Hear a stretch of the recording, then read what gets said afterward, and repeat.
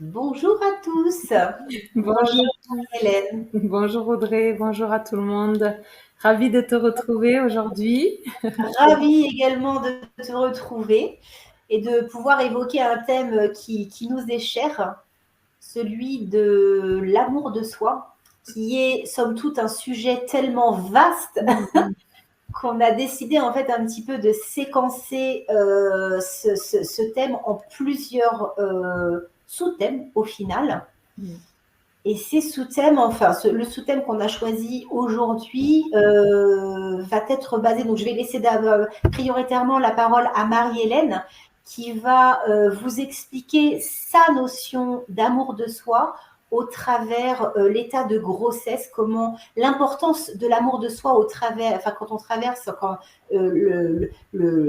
La maternité. la maternité, voilà, en fait, un petit peu cet élan d'émotion, tout ce qui se passe à l'intérieur de nous et comment Marie-Hélène voit les choses par rapport à cet état de grossesse qui est absolument merveilleux. Mm.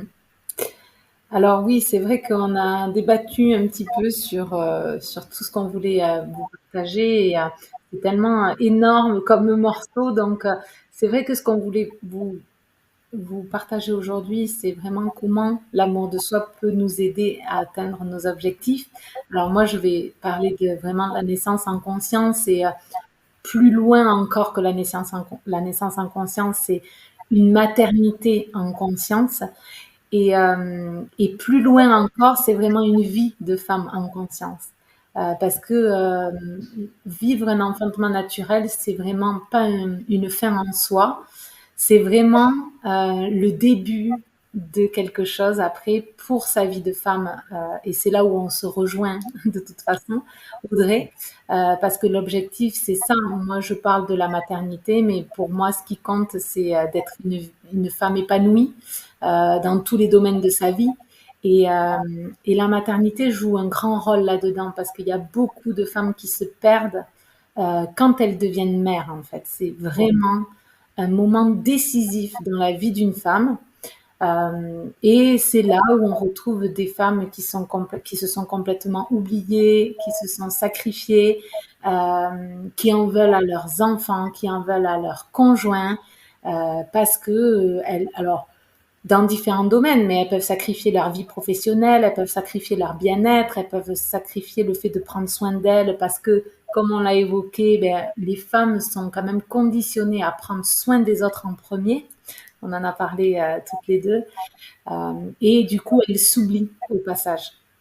C'est pour ça que moi, ce qui me tient à cœur, c'est de commencer en fait dès qu'on devient mère, parce que c'est là où tout peut basculer. Et donc, l'amour de soi, le rôle de l'amour de soi là-dedans, c'est vraiment quand on a conscience de à quel point notre corps est précieux, à quel point il sait faire les choses tout seul. En fait, on n'a pas besoin d'intervenir. Heureusement, parce que si on devait penser à tout ce que notre corps doit faire dans une journée, je pense qu'on pourrait pas faire autre chose. C'est pas possible. Heureusement qu'il gère ça tout seul. Et, ouais, et à quel point juste le fait d'être en vie aujourd'hui, d'être là, ben, c'est vraiment un miracle. Et on n'a pas le droit, en fait, de je sais pas quel mot employer, j'allais dire bousiller, mais c'est peut-être pas le mot approprié. Abîmer, abîmer le corps comme on peut le faire. Alors, toi, dans ta thématique avec des régimes, par exemple, et moi dans la mienne en se laissant mutiler. Beaucoup de femmes sont mutilées, sont agressées aussi euh, lors de la grossesse, lors de la naissance. Et en fait, quand on a conscience de à quel point notre corps est précieux, et quand on est vraiment dans l'amour de soi, mais on laisse personne en fait toucher à notre corps et l'abîmer et le traiter comme on ne voudrait pas qu'il soit traité. Et c'est là où c'est hyper important. Et puis après, bien sûr, il y a dans l'amour de soi, il y a le fait de prendre soin de soi. On fera une thématique, je pense, à ce sujet-là en particulier. Et c'est vraiment à travers cette thématique-là, c'est en prenant soin de soi qu'on développe aussi l'amour de soi, parce que c'est vrai que bon ben voilà, l'amour de soi, c'est pas inné. en général. Il y en a pour Ça qui se cultive. ouais, voilà, c'est rare, ça se cultive, en effet. Et c'est vraiment passer par là aussi. C'est prendre soin de soi qui permet de développer l'amour de soi et qui nous permet après euh, d'atteindre nos objectifs parce qu'on prend conscience à quel point nous sommes importants dans notre vie et qu'on n'a pas à se sacrifier pour quoi que ce soit en fait, que ça soit pour quelqu'un ou pour quelque chose. Et à ce moment-là, c'est à ce moment-là que nos projets et nos envies peuvent vraiment arriver dans notre vie parce qu'on se fait passer en priorité. Alors justement, c'est l'occasion. Je vais te laisser rebondir peut-être sur ça Bien sûr, et en je parler. suis voilà, tellement d'accord en fait avec ce que tu dis et ce que tu as dit au départ est tellement juste. On est conditionné en fait dès notre enfance. Bon, peu importe, en fait, il n'est absolument pas question, mais peu importe notre obédience religieuse ou quoi que ce soit, mais notre éducation est prépondérante dans la manière dont on va conditionner nos vies. Quand on est, en fait, nos parents nous éduquent. Et dans cette éducation, en fait, sont transmises des croyances automatiques qui peuvent être très bonnes, hein, bien évidemment, mais qui peuvent être aussi limitantes. Et dans cette croyance limitante, dans notre condition de femme, bien souvent, la femme a une condition particulière parce que elle est implicitement, je dirais, au service de. Quand tu parlais tout à l'heure, Marie-Hélène, d'esprit de sacrifice, on est complètement dedans. C'est-à-dire que à partir du moment en fait où on devient maman, comme tu le disais, en fait, c'est comme si le statut évoluait, le statut changeait. Et du coup, on n'est plus que femme, on devient mère. Et il y a quelque chose d'implicite qui se passe, c'est qu'il faut s'occuper donc de la maison, il faut s'occuper des enfants, il faut s'occuper du mari, il faut. Waouh, quelle charge mentale. Mais c'est au détriment de la condition de la femme, se reléguer au second plan pour pouvoir satisfaire autrui. Il n'est pas du tout étonnant qu'on s'en oublie soi-même, puisque ça vient de notre éducation. Et quelque part, c'est très difficile de remettre en question quelque chose qui est pour nous acquis.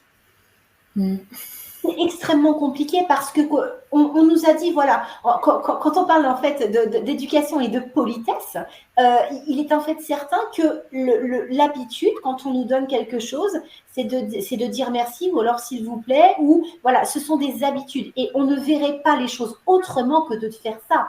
C'est inné, c'est acquis.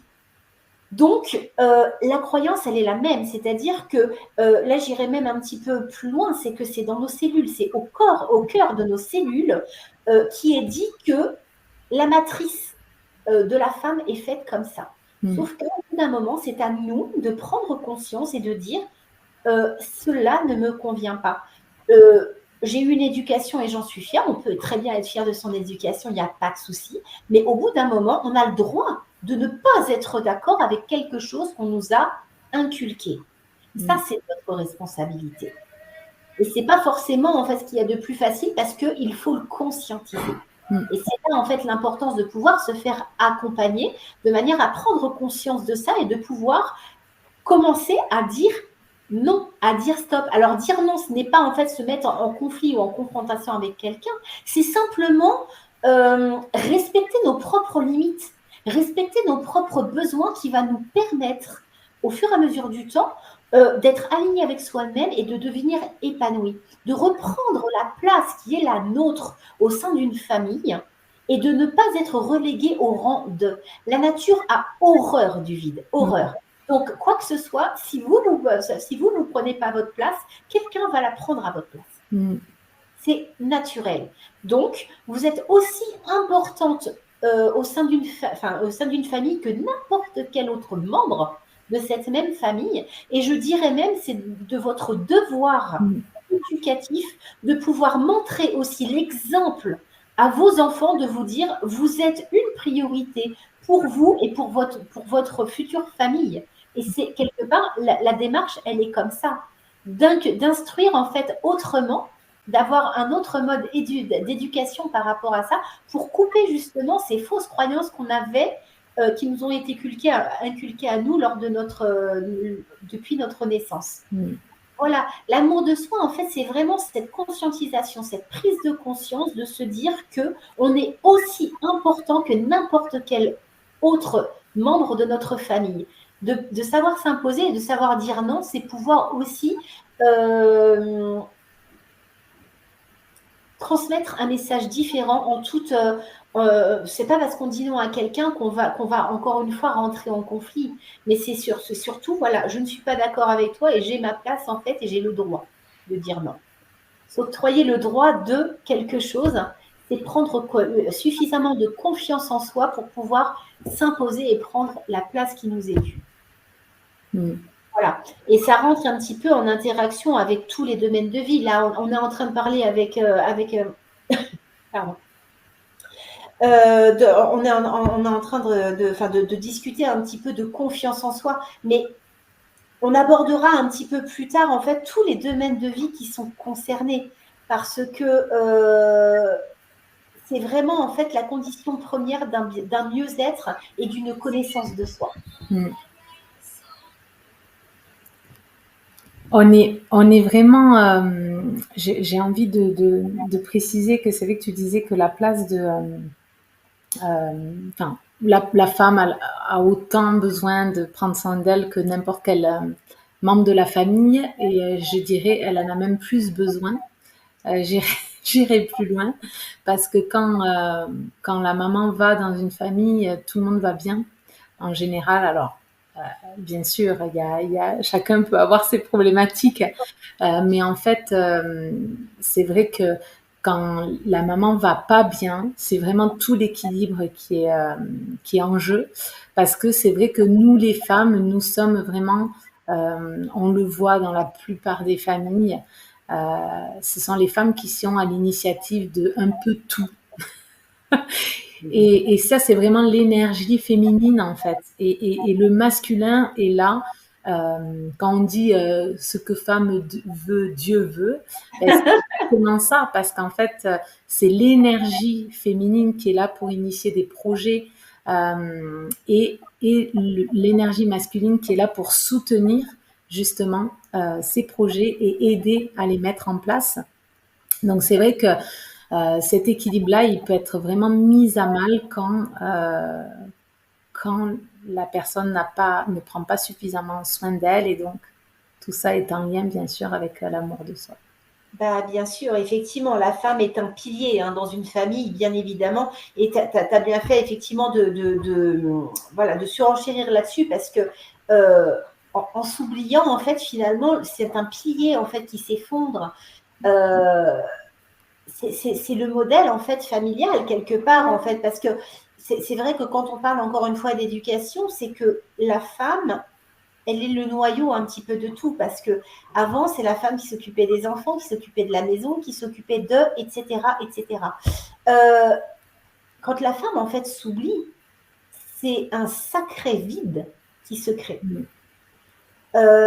C'est un sacré vide qui se crée. Donc, si la femme en fait n'a pas conscience de cette importance, de cet intérêt, de pouvoir en fait aller au-delà, comme tu le disais tout à l'heure, c'est d'autant plus problématique pour elle. Parce que en fait, ça rentre en conflit en fait avec l'importance du rôle qu'elle a. Et c'est un petit peu trop ce que je vais dire, mais de minimiser un petit peu son être en fait, tout simplement. Donc se minimiser en fait elle-même, donc ça rentre vraiment en contradiction, et c'est de là en fait d'où peuvent venir beaucoup de conflits. Donc quand tu parlais justement conflit avec le mari, conflit avec les enfants, avec ceci, avec cela.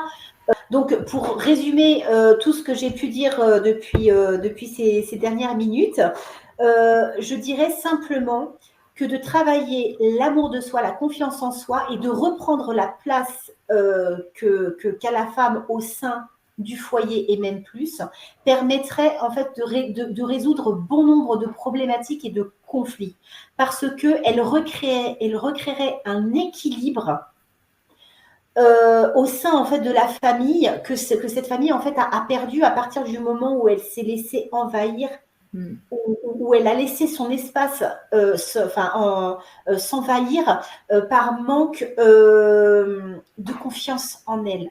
Donc, si on rétablit cet amour de soi, le mot de la fin sera celui-ci, ça permettrait effectivement de regagner en fait un équilibre, non seulement pour elle, mais également qui va générer une... comment dirais-je, qui va pouvoir en fait générer une nouvelle osmose, quelque chose de différent au sein de la famille et de recréer en fait un équilibre qui était devenu précaire. Voilà un petit peu mon mot de la fin. Marie-Hélène, je te laisserai terminer également pour ta partie. Oui, j'ai envie de terminer avec le fait que la naissance, quand elle n'est pas respectée, quand on ne respecte pas le corps de la femme, quand on ne respecte pas le bébé non plus, ça joue beaucoup sur la confiance en soi. Des femmes, elles ont l'impression que leur corps est défaillant. D'ailleurs, c'est ce qu'on leur fait croire. On leur dit que c'est elles qui n'ont pas réussi, alors qu'en fait, ce sont juste les conditions qui n'étaient pas idéales pour que leur corps fasse leur travail. Et ça abîme les femmes parfois pour toute une vie, en fait. Parce que derrière, si on ne fait pas le travail de déconstruction et de compréhension de ce qui s'est passé, ben on est dans la culpabilité, on est dans la honte, enfin voilà, que des sentiments qui sont vraiment pas aidants pour s'épanouir. Et voilà. Et donc, c'est pour ça que ça fait un peu la boucle. En fait, c'est pas une option pour moi. C'est pas quelque chose qui, bon, on peut très bien s'en passer. Non, ça a d'énormes conséquences en fait sur sa vie. Après, alors moi, je parle au moment de la maternité, mais bien sûr, dans tous les autres domaines de vie aussi, dans n'importe quelle autre situation, en fait, manquer d'amour de soi, c'est vraiment vivre des choses pas sympas pour nous, souvent, très souvent, et qui peut vraiment voilà, détruire complètement sa confiance. Et après, ça joue forcément sur tout ce qu'on a envie de mettre en place dans sa vie. Voilà le mot de la fin. Exactement. Donc voilà, l'amour de soi est tellement vaste comme sujet qu'il ne nous est pas possible de pouvoir l'aborder de manière trop générale de toute façon. C'est la raison pour laquelle on va vous proposer diverses vidéos telles que celle-ci. Donc aujourd'hui, on a plus axé sur la confiance en soi, mais on a aussi sur la relation au corps. Tu en parlais juste à l'instant, la culpabilité. Et j'associerais aussi une autre émotion par rapport à ça qui est extrêmement dévastatrice, c'est la honte. La honte et la culpabilité, quelque part, qui viennent complètement détruire cet amour de soi. Mais quand je parle de destruction, c'est vraiment le mot. C'est vraiment l'émotion. La honte, en fait, est l'émotion la plus destructrice qu'on puisse vivre. Donc, on peut la vivre, c'est pas un problème. Maintenant, la question est de savoir derrière qu'est-ce qu'on en fait et comment on la traite. Parce que vivre ces émotions, même si on ressent de la honte ou de la culpabilité, c'est OK. Mais derrière, qu'est-ce que vous en faites et comment vous la traitez? Donc voilà, on peut vraiment rentrer dans de nombreux sujets et je pense qu'il est important de pouvoir séquencer cet amour de soi parce qu'il y a beaucoup de messages et tout rentre en interaction.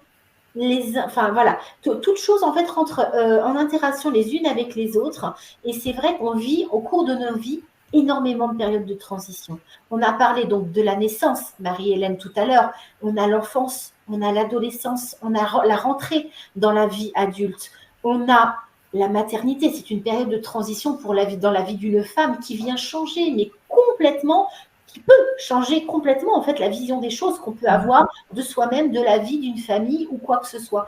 Ça peut faire ressortir en fait des choses dont on n'avait même pas conscience au départ. Donc finalement, après, c'est comment est-ce qu'on va accepter cette condition, cette transition énorme dans notre vie de femme. Et après, donc comment on va vivre l'après, comment on va vivre le fait que nos enfants grandissent, comment est-ce qu'on va accepter de les laisser partir. Mais tout ça, et l'amour de soi, en fait, c'est le fil conducteur de toute une vie. De toute une vie. Et c'est ce qui va conditionner, plus on s'y prend tôt, et mieux on va gérer ces périodes de transition. On est humain et on fait face à un changement perpétuel. Tout le temps. On le voit en fait dans toute chose, on le voit au niveau de la nature, au niveau des saisons, tout est un changement constant. Il faut savoir s'adapter, mais savoir en fait s'adapter, ça ne veut pas dire se suradapter. C'est juste en fait être dans le juste, dans la justesse, mais la justesse pour soi-même, ce qui n'est pas la justesse de tout le monde. Donc apprendre justement au fur et à mesure du temps à faire évoluer cet amour, parce que l'amour qu'on avait de soi, qu'on avait quand on était petite, n'est pas le même que qu'à l'âge en fait où nous vivons nous les choses avec Marie-Hélène, et ça sera encore différent dans quelques années. Ouais. Donc savoir s'adapter et savoir faire évoluer cette notion d'amour de soi, c'est la condition sine qua non pour pouvoir vivre une vie épanouie tout au long de sa vie. Voilà mon mot de fin. Merci, parce que c'était riche, ça va nous donner de quoi pouvoir poursuivre tout ça. Donc, voilà, voilà, on a vraiment beaucoup de choses en fait à vous partager, donc on espère vous retrouver lors d'un prochain sujet. En tout cas, merci beaucoup à toi Marie-Hélène, ça m'a fait très plaisir de partager ce moment avec toi et j'ai hâte de reprendre une nouvelle vidéo. Oui, merci pour tout ce que tu nous as partagé là. C'est vraiment très riche et oui, on poursuit donc avec l'amour de soi et puis on a vraiment envie de vous donner des pistes aussi pour cultiver ça. Exactement. À bientôt. À bientôt. Merci. Au revoir. Bonne journée.